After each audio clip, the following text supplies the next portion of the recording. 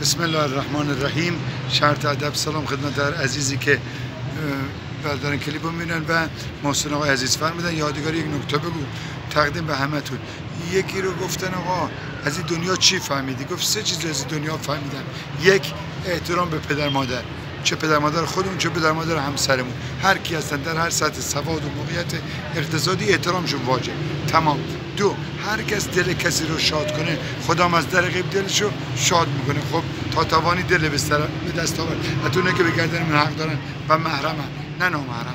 سه، اینو گوش کنید، هر کس هر کاری رو انجام میده اون کار رو تمیز انجام میده. حرف بزنی قشنگ حرف بزن. میگیم چطوری؟ میگه نفس میاد. خب اون نفس بنده انشالله. بگو سلامت باشین، شما چطورین؟ خوبین؟